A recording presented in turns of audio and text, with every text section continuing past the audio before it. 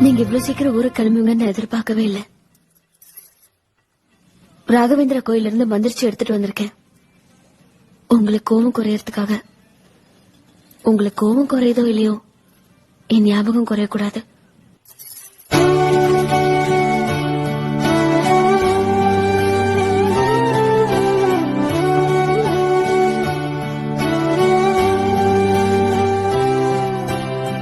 Sivagiri நேராச்சுப்பா.